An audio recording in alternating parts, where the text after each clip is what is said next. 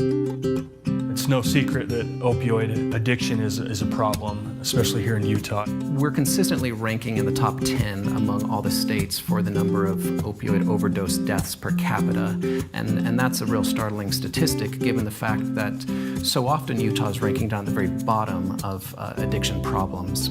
Because of that, it's really critical that we expand access to the very best gold standard treatments for opioid use disorder within the state. Dayspring Clinic is the treatment facility for people suffering from substance use disorder. We use medications to help with withdrawal symptoms and cravings so that they can live a normal life and they can focus on treatment and getting better.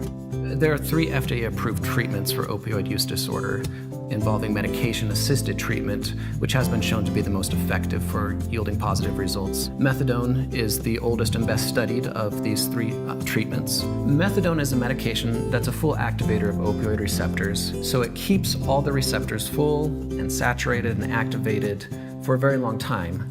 That means that someone is not going into craving around the clock, are not going into withdrawal. We're able to help them through their recovery process at their own pace and make an individualized decision based on when they're ready to come off a medication, if that's something that they choose to do. If they feel that they're doing well on it and they're tolerating it and life is stable, we don't want to pull the rug out from someone. It is an option to be on this for a longer term as long as the patient is comfortable doing that. There is a stigma with using medication to combat opioid dependence because people will say, well, they're trading one drug for another. The fact is that the drugs we use are prescribed. They don't produce the high. Using medication for treating opioid use disorder has been the consensus recommendation of every expert panel that's ever convened to consider the issue. When someone is addicted to a substance or a behavior, they literally create an appetite for it in their brain.